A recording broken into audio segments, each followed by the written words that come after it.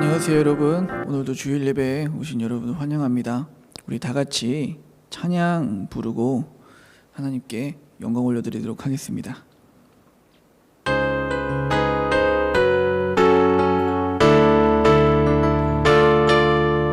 나의 가장 낮은 마음, 나의 가장 낮은 마음 주님께서 기뻐하시고 작은 일에 큰 기쁨을 느끼게 하시는도다. 내가 지쳐 무력할 땐 주님 내게 힘이 되시고 아름다운 하늘나라 내 맘에 주시는도다. 우리에게 축복하신 하나님 사랑, 낮은 자를 높여주시고 아름다운 하늘나라 허락하시고 내 모든 것 예비하시네. 찬양함의 기쁨을 감사함의 평안을 간구함의 하나님 알도록 하셨네. 찬양함의 기쁨을 감사함의 평안을 간구함의 하나님 알도록 하셨네. 다시 한번 찬양할게요. 나의 가장 마음 주님께서 기뻐하시고 작은 일에 큰 기쁨을 느끼게 하시는도다. 내가 지쳐 무력할 때 주님 내게 힘이 되시고 아름다운 하늘나라 내 맘에 주시는도다. 우리에게 축복하신 하나님 사랑, 낮은 자를 높여주시고 아름다운 하늘나라 허락하시고 내 모든 것 예비하시네. 찬양함의 기쁨을 감사함의 평안을 간구함의 하나님 알도록 하셨네. 찬양함의 기쁨을 감사함의 평안을 간구함의 하나님 알도록 다시 한번 찬양할게요. 찬양함의 기쁨을 감사함의 평안을 간구함의 하나님 알도록 하셨네.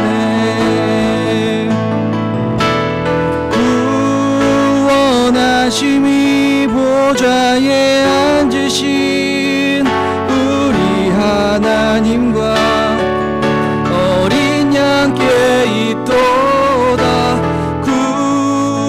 구원하심이 보좌에 앉으신 우리 하나님과 어린 양께 있도다. 구원하심이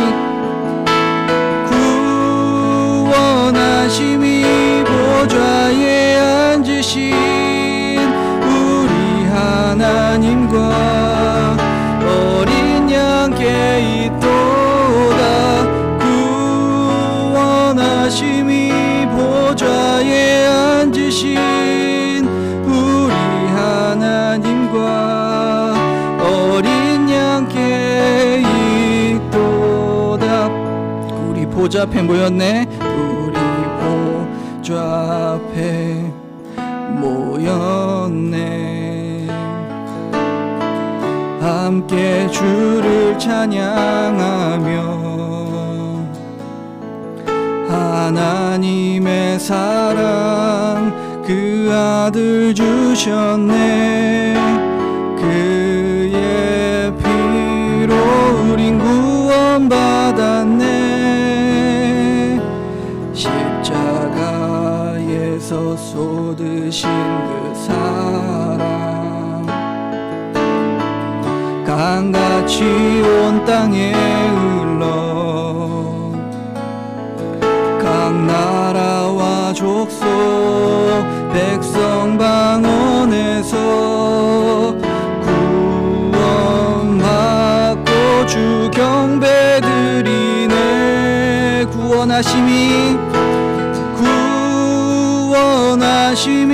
보좌에 앉으신 우리 하나님과 어린 양께 있도다. 구원하심이 보좌에 앉으신 우리 하나님과 어린 양께 있도. 구원하심이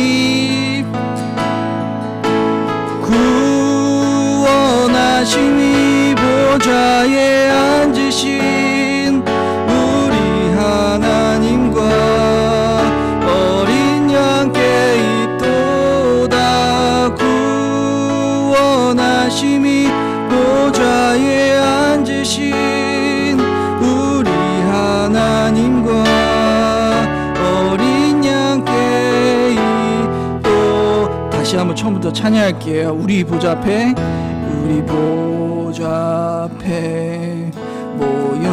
모였네. 함께 주를 찬양하며 하나님의 사랑 그 아들 주셨네.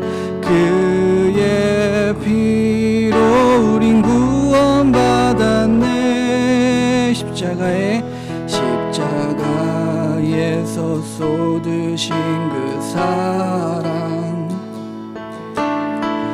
강같이 온 땅에 흘러 각 나라와 족속 백성 방언에서 구원받고 주 경배 드리네. 구원하심이 보좌에 앉으신 우리 하나님과 어린 양께 있도다. 구원하심이 보좌에 앉으신 우리 하나님과 어린 양께 있도다. 구원하심이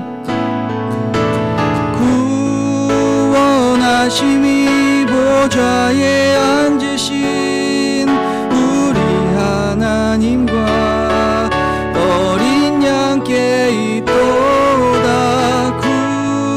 구원하심이 보좌에 앉으신 우리 하나님과 어린 양께 마지막으로 찬양할게요. 구원하심이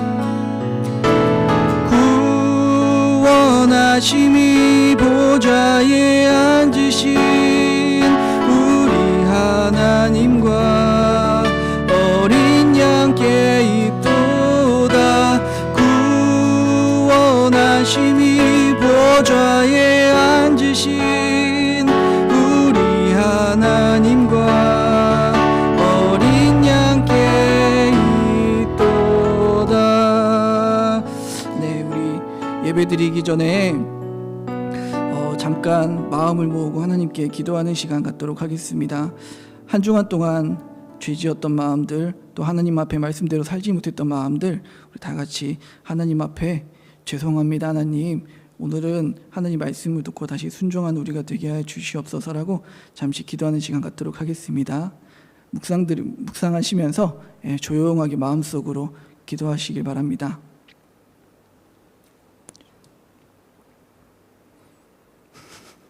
반주 살짝.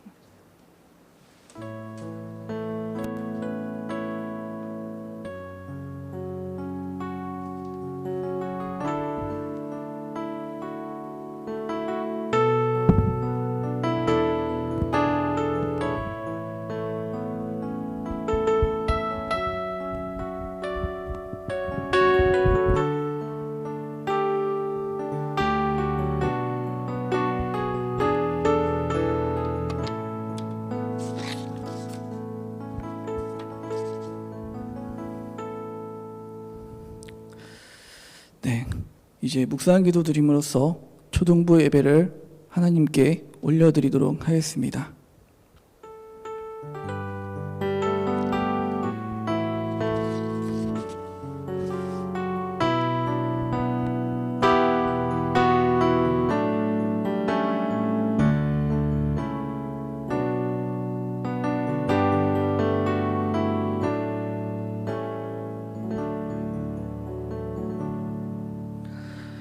하나님은 영이시니 예배하는 자가 영과 진리로 예배할지니라. 아멘. 모두 다 같이 자리에서 일어나셔서 인내송 다 같이 부르도록 하겠습니다.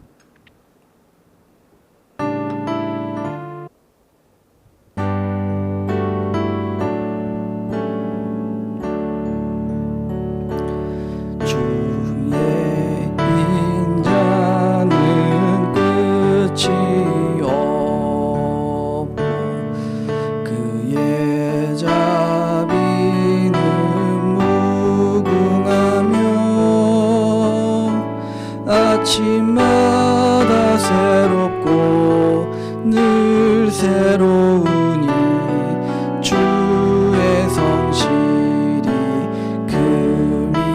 금이라 성실하신 주님. 사도신경하심으로 신앙을 고백하시겠습니다.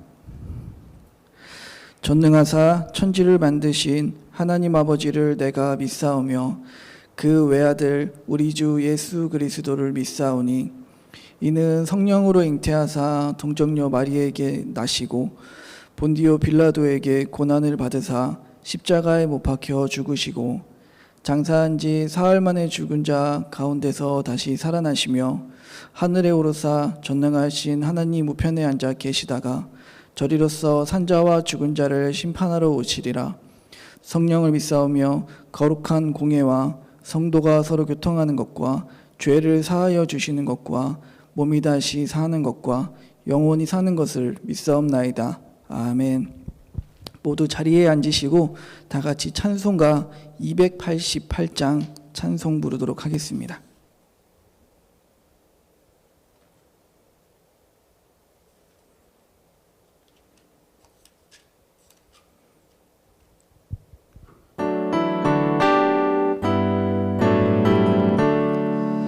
예수를 나의 구주 삼고 성령과 피로써 거듭나니 이 세상에서 내 영혼이 하늘의 영광 누리도다. 이것이 나의 간증이요 이것이 나의 찬송일세. 나 사는 동안 끊임없이 구주를 찬송하리로다.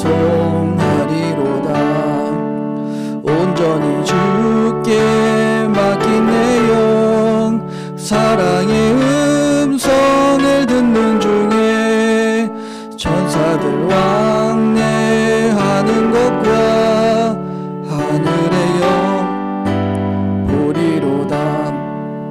이것이 나의 간증이요 이것이 나의 찬송일세.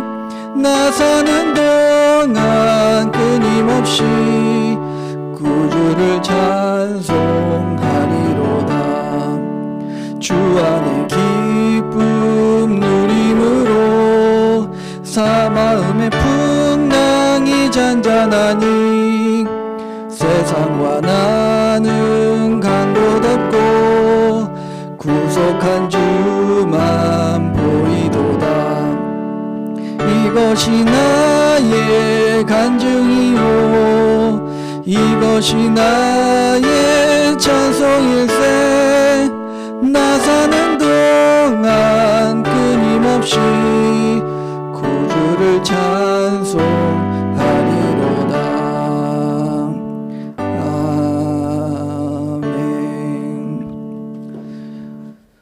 헌금송을 부른 후에 대표로 제가 기도하도록 하겠습니다.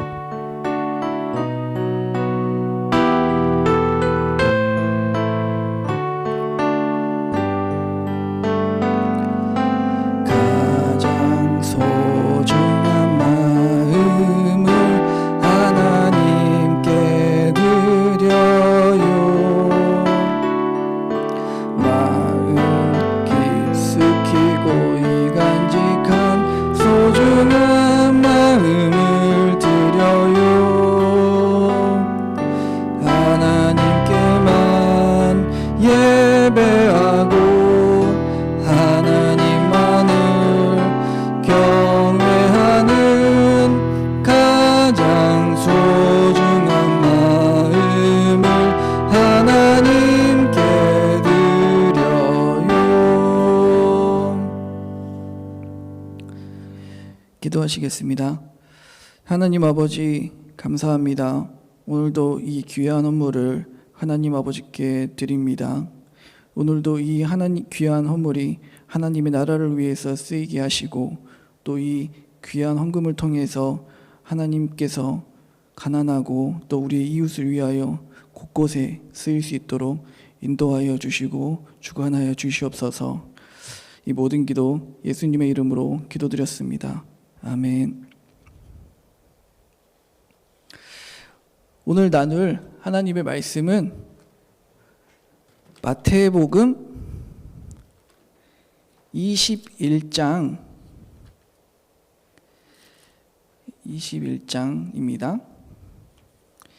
오늘 나눌 마태복음 21장 19절에서 22절까지 말씀 우리 다 같이 보도록 할게요. 네, 조금 찾을 수 있도록 시간을 좀 드리도록 하겠습니다.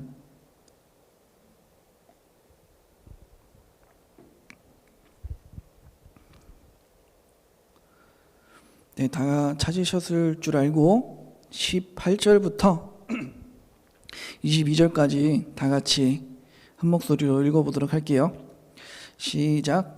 이른 아침에 성으로 들어오실 때에 시장하신지라 길가에서 한 무화과나무를 보시고 그리로 가사 잎사귀밖에 아무것도 찾지 못하시고 나무에게 이르시되 이제부터 영원토록 내가 열매를 맺지 못하리라 하시니 무화과나무가 곧 마른지라. 제자들이 보고 이상히 여겨 이르되 무화과나무가 어찌하여 곧 말랐나이까. 예수께서 대답하여 이르시되 내가 진실로 너희에게 이르노니 만일 너희가 믿음이 있고 의심하지 아니하면 이 무화과나무에게 된 이런 일만 할 뿐 아니라 이 산더러 들려서 저 바다에 던져버리라 하여도 될 것이요 너희가 기도할 때 무엇이든지 믿고 구하는 것은 다 받으리라 하시니라. 아멘. 다 같이 기도하도록 하겠습니다. 하나님 아버지 감사합니다. 오늘도 주일을 맞이하여 다 같이 모여서 예배드리지는 못하지만 온라인을 통하여 하나님께 예배드립니다. 장소가 집에서 드리기 때문에 마음이 흐트러질 수도 있고 또 우리의 마음이 집중되기 힘들 수도 있는데 하나님 아버지께서 우리의 마음을 붙들어 주시고 집중할 수 있도록 도와주시고 힘 주셔서 오늘도 우리의 마음이 하나님께 드려질 수 있는 그런 귀한 예배의 마음이 되게 하여 주시옵소서. 이 모든 기도 예수님의 이름으로 기도드렸습니다. 아멘.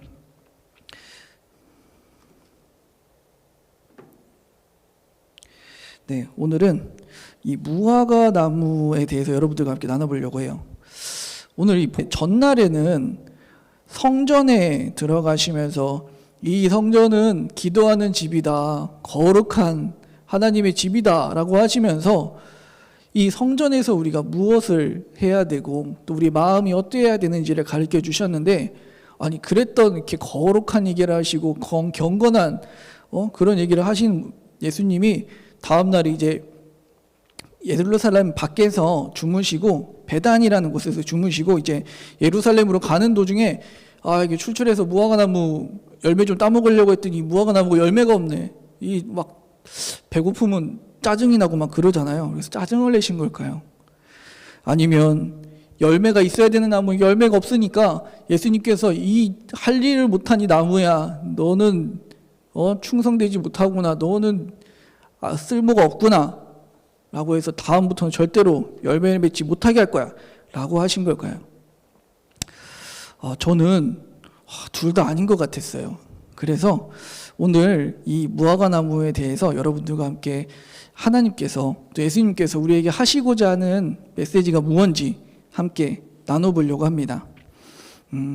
이 무화과나무에 대해서 근데 조금 더 자세하게 알아야 돼요. 여러분, 우리나라에도 무화과나무가 있거든요. 근데 우리나라에 있는 무화과나무를 좀 찾아봤어요. 그랬더니 8월에서부터 한 11월까지가 열매를 수확하는 기간이래요. 아니 그러면 우리나라 무화과나무로 치면 아직 열매 맺을 시기가 아닌데 예수님은 열매 맺을 시기가 아닌 한 4월쯤에 가서 이 무화과 나무 보고 왜 열매가 없냐고 호통치신 거예요. 이게 좀 너무 좀 이렇게 좀 말이 안 되는 것 같지 않아요? 근데 예수님께서 그런 일을 하셨다는 게 저는 좀 이해가 안 되더라고요. 그래서 이거 한번 무화과 나무에 대해서 조사를 한번 해봐야 되겠다. 그래갖고 무화과 나무를 한번 조사를 해봤어요. 근데 이때 이스라엘에 있는 무화과 나무는요, 우리나라에 있는 무화과 나무랑 좀 틀려요. 여기 있는 이스라엘에서 자라는 무화과 나무는요, 빠르게는 3월에서부터 이제 이파리에 열매가 맺히기 시작한대요. 그래서 한 10월까지 열매가 꾸준하게 맺힌다고 해요. 그래서 최소한 한 2번 이상은 열매를 맺는다고 해요. 그러니까 예수님께서 십자가에 달리시기 한 4일 전이거든요. 거의 약 4일 전인데 이제 가셔서 한 4월쯤 가셨으니까 우리 부활절이 한 4월이잖아요. 그러니까 4월쯤에 가셔서 이제 왜 열매가 없니? 라고 하신 게 이게 말이 안 되는 얘기가 아니더라고요. 근데 조금 차이가 있어요. 이때 열리는 무화과 나무 열매는요, 한 10월이나 8월의 마지막에 큰 열매가 맺히는 게 아니라 이렇게 작은 혹같이 나무에게 조그만 덜 익은 열매가 맺힌대요. 그래서 되게 좀 뜰기도 하고 조금 이렇게 단맛이 없는데, 예수님 그래도 이때 당시 사람들은 과일이 풍족하지가 않아서 이제 지나가면서 그냥 그거라도 이렇게 따 먹는다고 해요. 그거를 예수님께서 하시려고 하셨던 것 같아요. 그래서 이제 그 조그만 혹 같은 그 열매를 따먹으려고 했는데 그게 없으니까 이제 예수님께서 그 나무를 보고 이제 앞으로는 열매를 맺지 못할 거다라고 하신 거예요. 그런데 여기서 조금 더 알아야 될 게 있어요. 이게 열매를 맺히지 못할 거다라고 하셨는데 이걸 예수님께서 어떤 저주를 하신 걸까요? 저는 그렇게 생각하지 않아요. 저는 저주라고 생각하지 않고요. 그리고 뭐 무화과 나무를 혼낸 거라고도 생각하지 않고요. 그냥 알려주신 것 같아요. 왜냐하면 이 무화과 나무가 3월이나 이게 첫 열매가 맺히냐 안 맺히냐에 따라서 이후에 열매가 지속적으로 맺힐지 또 앞으로 수확기가 돼서 큰 열매가 맛 좋은 열매가 맺힐지 안 맺힐지를 안다고 해요. 그래서 이 첫 열매가 맺혀지지 않은 무화과 나무는 병이 든 나무래요. 겉은 이파리가 있어서 이렇게 멀쩡해 보이지만 속은 병이 들어서 앞으로 열매를 맺지 못할 나무래요. 저는 예수님께서 그것을 말씀해 주신 거라고 생각했어요. 물론 무화과 나무가 말라버리긴 했어요. 그 얘기에 대해서는 조금 뒤에 가서 말씀드릴게요. 그러니까 근데 제자들이 그래서 예수님 왜 무화과 나무가 근데 왜 어떻게 해서 말라버린 겁니까? 라고 했더니 뒤에 나오는 예수님의 대답이 좀 또 이상해요. 아니 어떻게 대답하셨냐면요, 그것뿐만이 아니라 너희가 믿으면 나를 믿고 의심하지 않으면 너희도 이 무화과 나무에게 한 일을 너희도 할 수 있다. 그리고 이 산더러 들려서 저 바다에 던져지어라 해도 그렇게 될 것이다 라고 이야기하세요. 그러니까 너희들은 기도할 때 무엇이든지 믿고 구하라. 그러면 다 받을 것이다 라고 해요. 아니 이 뒤에 제자들이 물어봤잖아요. 근데 이 무화과 나무의 이야기와 이 뒤에 하신 예수님의 말씀과 어떠한 연관성이 있는 걸까요? 오늘 이 무화과 나무에 대해서 먼저 말씀드렸어요. 이 무화과 나무는요, 이런 상태를 예수님께서 말씀하신 거예요. 앞에 전날에 성전에서 막 장사하는 사람들, 또 겉으로는 뭐 이렇게 신앙이 좋은 척하는 그런 이스라엘 바리새인들, 서기관들, 그 유대인들 있었잖아요. 이 무화과 나무의 상태에 대해서 예수님께서 이야기하셨는데 바로 그 사람들, 즉 겉모습은 수많은 법들을 만들어서 이렇게 믿는 사람이라면 이렇게 해야 돼, 저렇게 해야 돼 라고 수많은 법들을 가지고 이야기를 이렇게 신앙이 좋은 것처럼 보이게 했지만 실상은 속이 병들어 있는 이 무화과 나무와 같다라는 것을 예수님께서 알려주고 계신 거예요. 예수님께서 저는 이제 십자가에 달리시잖아요. 우리를 구원하시기 위해서, 우리의 구원의 첫 열매가 되시기 위해서 이제 그 거룩한 길을 가시고 그 생명의 길을 가시는데 그 길을 가시는 도중에 무화과 나무를 저주했다라는 게 저는 너무나도 와닿지가 않았어요. 그래서 오늘 이 무화과 나무는 바로 이스라엘의 영적 상태에 대해서 예수님께서 고발하고 계신 내용입니다. 이 무화과 나무에 첫 열매가 없다라는 것은 마지막에 큰 열매도 맺지 못하기 때문이에요. 이스라엘 사람들도요, 성전에서 신앙생활 잘했어요. 바리새인들은 누구보다도 경건의 모습들을 잘 지켰어요. 그런데요, 신앙의 열매가 소위 말해서 없다라는 거예요.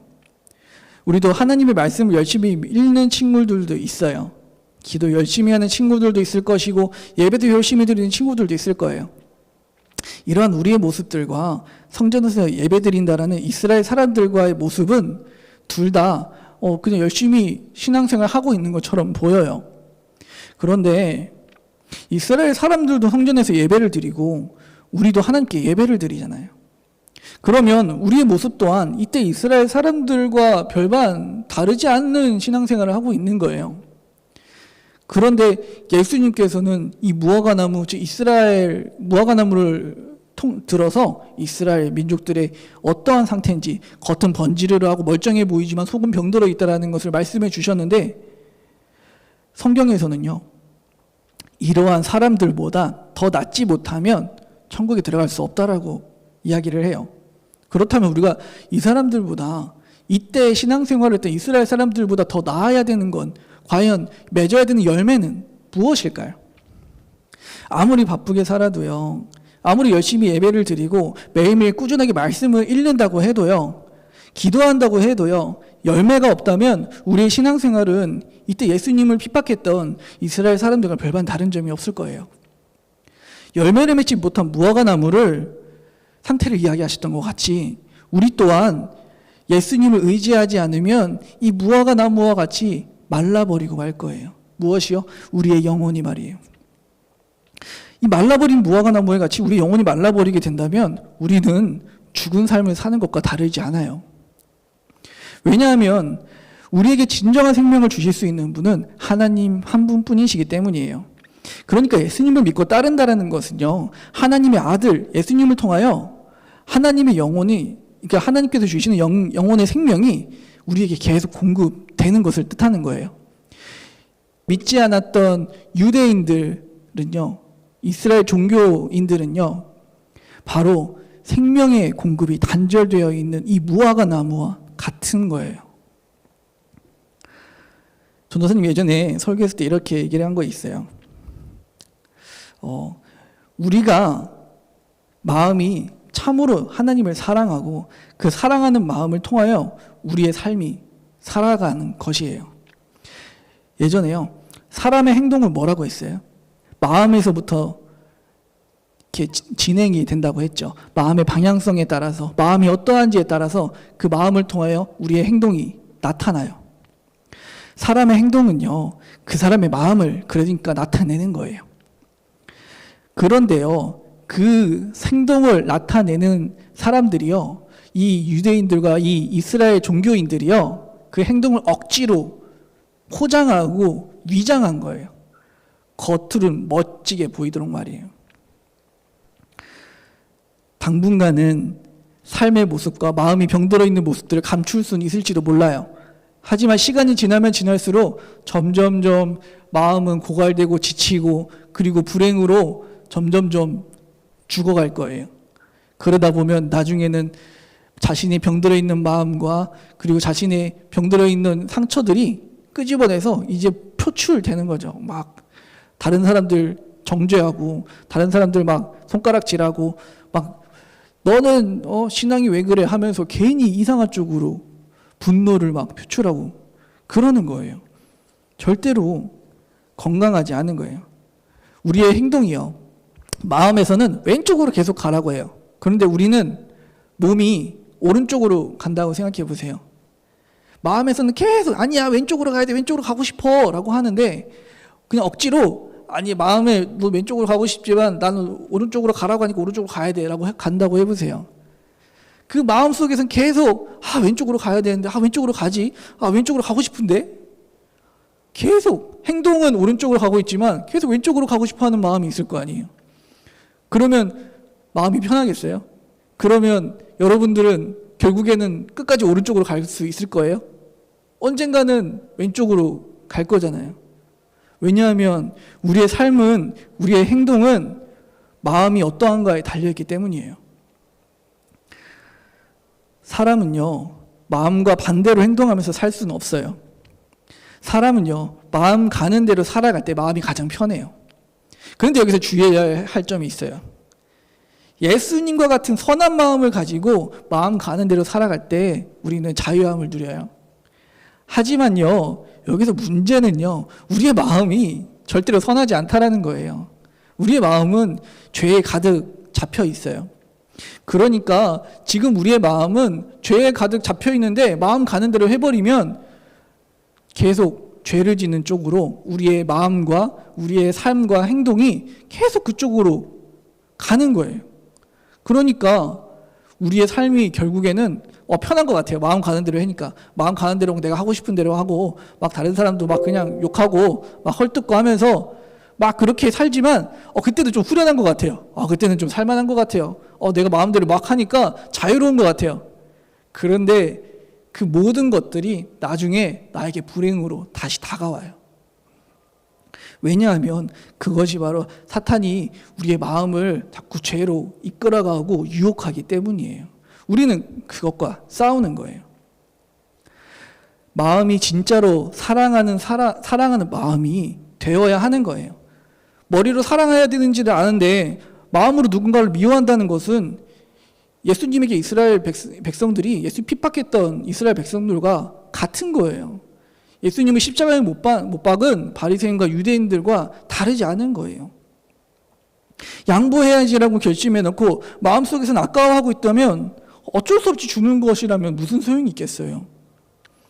결국엔 우리의 마음은 편하지 않을 거예요. 억지로 마음에서 우러나오지 않은데도 그 행동들을 한다면 말이에요. 그렇다면 우리의 마음이 그 선한 행동을 하는 쪽으로 좋아하게 되고 그런 선한 행동들을 하고 싶어하는 마음이 된다면 우리는 삶과 그리고 우리의 마음이, 우리의 행동과 우리의 마음이 일치되니까 자유롭고 행복하지 않겠어요? 여러분, 순종과 복종의 차이를 말씀드리려고 해요. 순종과 복종은요, 둘 다 어떠한 말에 따른다라는 것에는 같아요. 순종도 누구의 말에, 어떠한 말에 따르는 거예요. 복종도요, 누구의 말에 따르는 거예요. 같아요. 그런데 결정적인 차이가 있어요. 순종은요, 마음에서 따라야지라고 하는 마음의 동의, 그리고 스스로 이렇게 따르고 싶어하는 마음이 일치가 될 때 순종한다라고 해요. 복종은요, 따르긴 따르는데요, 마음속에서는 따르기 싫은 거예요. 내가 이걸 왜 해야 돼?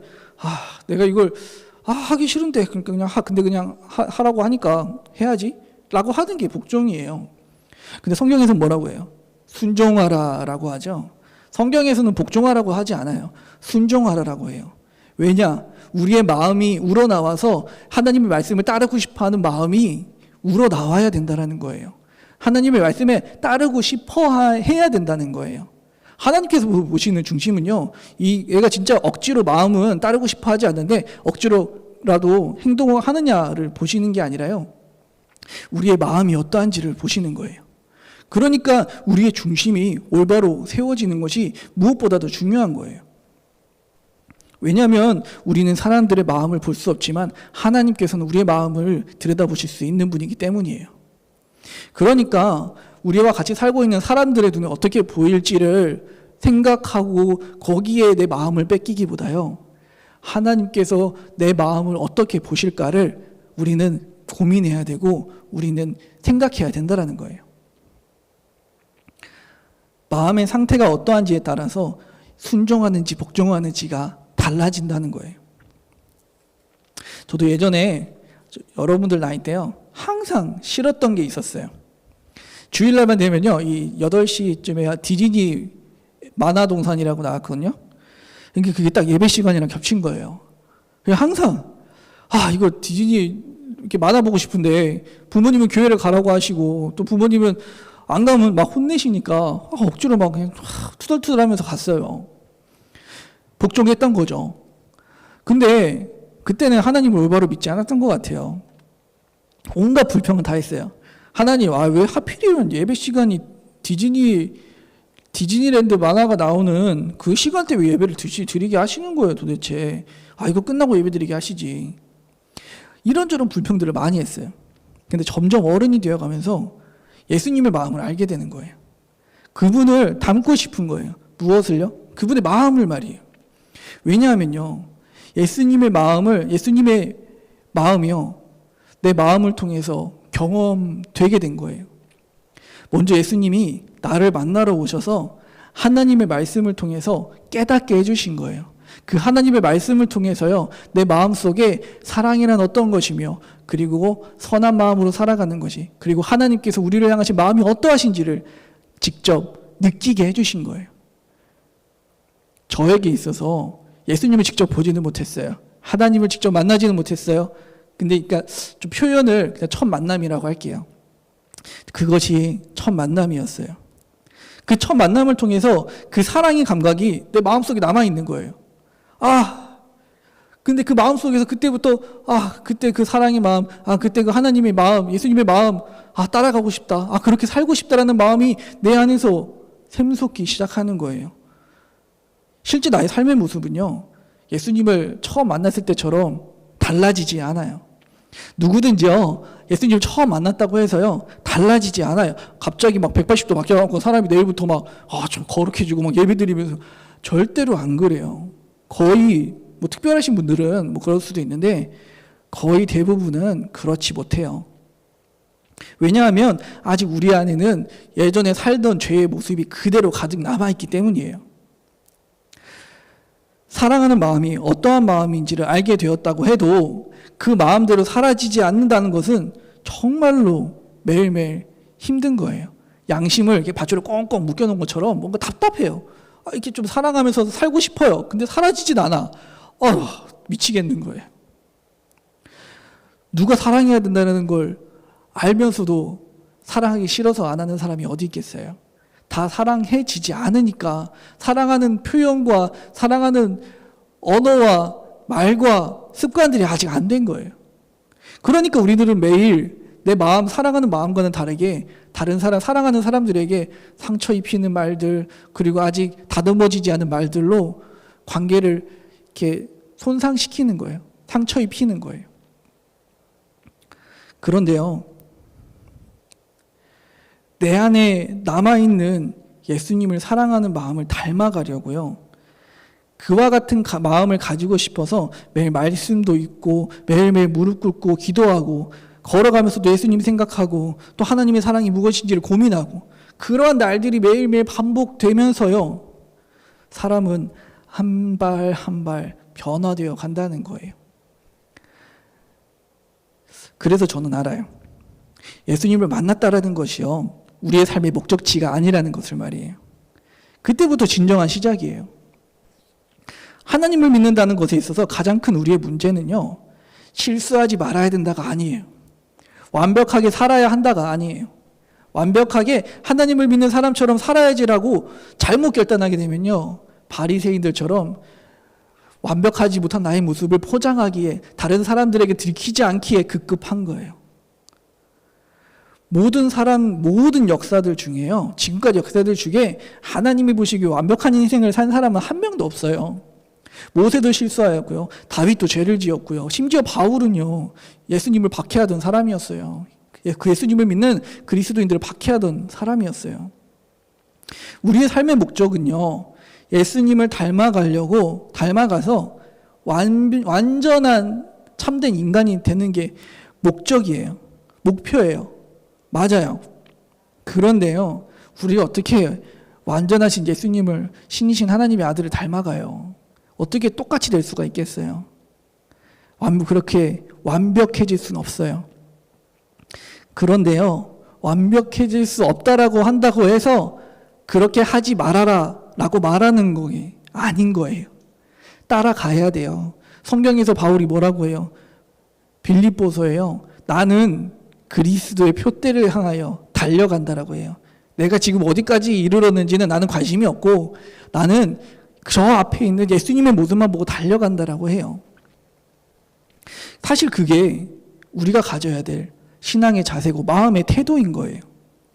우리는 절대 예수님과 같이 완벽하게 살 수 없어요. 그런데 그렇게 살아가려고 노력해야 되는 거예요. 예수님과 같이 될 수는 없어도 예수님과 같이 되고 싶다라는 목표를 가지고 살아가야 된다는 거예요. 저도요, 아직 예수님의 뒷모습조차 보이지 않는 것 같아요. 그렇게 닮고 싶어 해서요, 하나님의 말씀을 이렇게 좀 알았으면요, 그 아는 말씀 하나라도 제대로 살려고 노력했는데도 한 말씀도 제대로 사라지지 않는 것 같아요. 그렇다고 해서 내 삶이 변화되지는 않았나요? 않았느냐? 물어보면 안 되죠. 예전과 비교하면요, 하늘과 땅만큼 변화가 되었어요. 그런데 나는 예수님을 조금도 더 닮지는 못한 것 같아요. 그런데 내 삶은 변화된 거예요. 하나님이, 예수님이 그만큼 큰 존재이시기 때문이에요. 어떻게 하면 예수님과 같이 살아갈 수 있을까 마음에 품고, 어떻게 하면 하나님을 사랑하며 이웃을 사랑하면서 살 수 있을까 매일매일 고민하고 노력하는 우리의 삶의 태도가, 마음의 태도가 필요하다라는 거예요. 여러분들은 지식을 배우는 목적이 무엇인가요? 여러분들은 학교에서 공부하는 이유가 무엇인 것 같으세요? 잘 알고 있기 위해서인가요? 그냥 머릿속에 잘 알고 아는 것이 많기 위해서인가요? 아니에요. 우리가 배우는 모든 이 세상의 지식들은요, 잘 살기 위해서 배우는 거예요. 우리가 배우는 이유는요, 잘 판단해서 우리가 잘 살 수 있게 되기 위해서 공부를 하는 것이고 책을 읽는 거예요. 이 세상의 모든 지식이 있는 이유는요, 사람이 살기 위해서 필요한 것들을 배우기 위한 거예요. 그러니까 하나님의 말씀을 배우고 공부하는 목적 또한 참된 인간으로서 잘 살기 위한 것이 돼야 되는 거예요. 오늘 초등부 어린이들도 한 주간 동안 하나님의 말씀을 이렇게 하나라도 머릿속에 기억하면서 그 말씀대로 살려고 하나님께 도와달라고 기도하면서 노력해보세요. 하나님께서 도와주실 거예요. 이 무화과나무 비유는요, 예수님께서 열매가 없다고 저주하신 것이 아니에요. 예수님께서는요, 무화과나무의 상태를 통해서 우리의 상태가, 죄악에 빠진 우리의 모습이 어떠한지를 가르쳐 주시는 거예요. 겉은 멀쩡하게 보이지만 속은 병들어 있는 죄악 속에 꽁꽁 묶여서 삶이 도통 변하지 않고 우리 스스로는 구원에 이룰 수 없는 불가능한 우리의 인생을 비유하고 드러내고 계신 거예요. 그러니까 이 산을 들어서 저 바다에 던져버릴 수 있다는 비유는요, 우리가 이 세상에서 볼 때는 불가능한 일이잖아요. 근데 하나님께서는 그 불가능한 일을 이루실 수 있는 분이라는 거예요. 이 불가능한 일을 이루실 수 있는 분이라는 건 구원받을 수 없는 우리들이, 죄악에 빠져서 하나님의 말씀을 들을 수 없는 우리들이 말씀을 들을 수 있게 가능해졌다라는 걸 예수님께서 말씀해 주고 계신 거예요. 그것이 무엇 때문에 가능한 거예요? 그 불가능한 일들이 가능해질 수 있던 이유는 예수님께서 십자가에 못 박히시고 우리의 첫 열매가 되어주셨기 때문에 가능한 거예요. 그러니까 무화과나무가 첫 열매가 맺히지 못했다면 나중에 큰 열매가 맺히지 못하는 거죠. 불가능한 거예요. 그런데 그 첫 불가능한 그 무화과나무의 첫 열매가 예수님이 되어주셨다라는 거예요. 그러니까 이제 그 무화과나무는, 열매 맺을 수 없는 그 무화과나무는요, 이제 열매 맺을 수 있는 무화과나무가 된 거예요. 불가능한 걸 가능하게 하시는 그 일이 바로 예수님의 구원 사역이었던 거예요. 오늘 우리들이 이 말씀을 붙들고 이 무화과나무를 볼 때마다 그렇지, 예수님께서 우리의 첫 열매가 되어주셨지. 우리의 삶이 변화될 수 없고 우리의 스스로는 변화할 수 없는 우리의 삶을, 우리의 마음을 예수님께서 변화될 수 있도록 첫 열매가 되어주셨지 라는 것을 잊지 않는 우리 모든 초등부 어린이들이 되었으면 좋겠어요. 우리 기도할 건데요. 이렇게 기도하면 어떨까 해요. 예수님은 우리가 맺어야 하는 열매란 결국엔 우리의 마음이 하나님에게로 돌이켜지는 거예요. 그걸 회심이라고 하잖아요. 하나님, 내가 잘못했습니다. 하나님, 이제는 예전과 같은 마음으로 누군가를 미워하고 시기하고 질투하는 마음으로 살지 않겠습니다. 이제는 하나님의 사랑으로 살아가겠습니다. 그렇게 고백할 수 있는 이유가 무엇인가요? 우리의 행동이 바뀌었기 때문인가요? 우리의 마음이 이제 그렇게 살고 싶어하는 마음으로 변화되었기 때문이 아닌가요? 그 첫 변화의, 우리의 마음의 그 첫 시작을, 바로 시작이 예수님이 되어주셨다는 거예요. 그래서 오늘 기도할 건데요. 하나님, 우리의 마음이, 우리의 삶이 행동만 그렇게 살아가는 것이 아니라, 복종하면서 겉모습만 번지르르하게 살아가는 것이 아니라, 우리의 마음이 하나님의 말씀에 진심으로 순종하는 마음이 되어 하나님의 말씀대로 예수님의 마음을 품고 살아가게 하여 주시옵소서라고 다 같이 기도하는 시간 갖도록 할게요. 기도하겠습니다. 하나님 아버지, 감사합니다. 오늘도 이 무화과 나무의 비유를 통해서 열매 맺을 수 없었던 그 나무의 첫 열매가 되어주시고, 변화될 수 없었던 우리의 마음에 그 변화의 첫 시작이 되어주시는 그 예수님의 그 구원 사역을 오늘 알게 되었습니다. 우리의 삶이 변화되는 것이지만 우리의 행동만으로는 우리의 삶이 변화되지 않음을 고백합니다.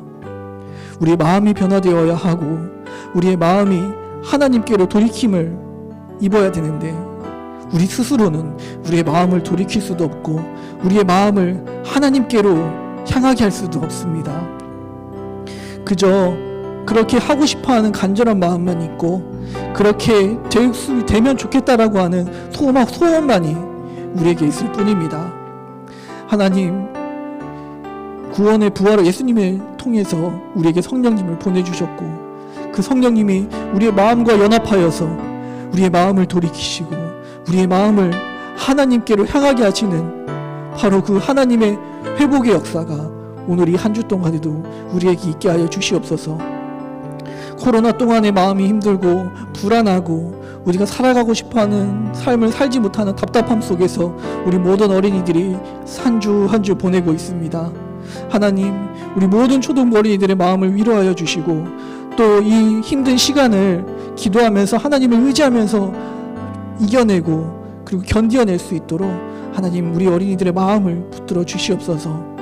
예수님의 마음을 알게 하시고 예수님의 마음을 경험하게 하여 주시어서 그 마음을 쫓아갈 수 있는, 그 마음을 향하여 따라갈 수 있는 그러한 첫 시작을 열어 주시옵소서. 오늘 한 주간 동안에도 하나님의 말씀을 붙들고 기도하면서 살아가는 우리 모두가 되길 소망합니다. 예수님의 이름으로 기도드렸습니다. 아멘. 주기도 문안시임으로 예배를 마치도록 하겠습니다. 하늘에 계신 우리 아버지여, 이름이 거룩히 여김을 받으시오며 나라에 임하옵시며 뜻이 하늘에서 이룬 것 같이 땅에서도 이루어지이다. 오늘날 우리에게 일용할 양식을 주옵시고 우리가 우리에게 죄 지은 자를 사하여 준 것 같이 우리의 죄를 사하여 주옵시고 우리를 시험에 들게 하지 마옵시고 다만 악에서 구하옵소서. 대개 나라와 권세와 영광이 아버지께 영원히 있사옵나이다. 아멘.